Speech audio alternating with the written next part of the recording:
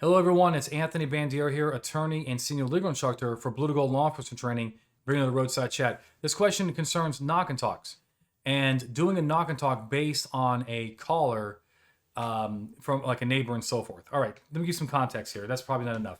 So, do you recommend doing a knock and talk based on a third-party call to police, not 911, but just a non-emergency call? Because the complainant believes that there's animals outside, huskies, and they believe that the weather is too cold for the dogs to be outside. All right, well, huskies are winter animals, but I can understand that sometimes it can be too cold, and they're domesticated animals and so forth. I get it. A drive-by of the residence did not locate the dogs.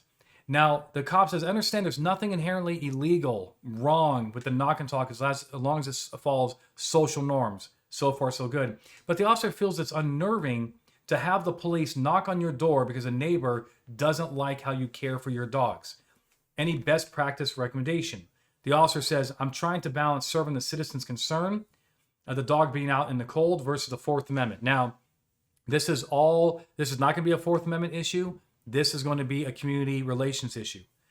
I definitely agree with the proposition that there are some calls for service that should not be acted on, right? Sometimes people either A, may have a bad motive, race, ethnicity, and so forth. They have a bad motive.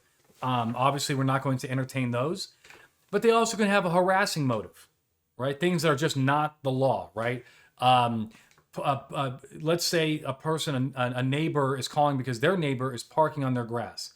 And that's not illegal, right?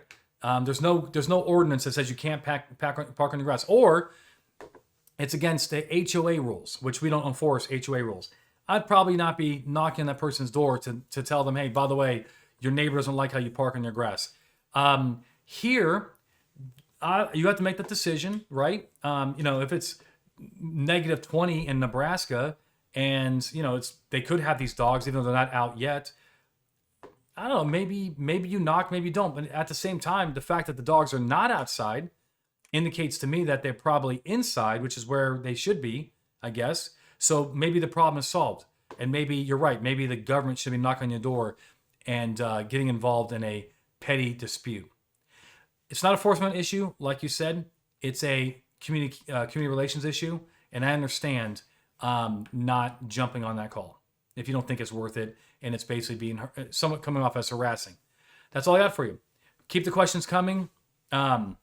If you like these videos, like, subscribe, share with your friends. Until next time, my friends, you stay safe.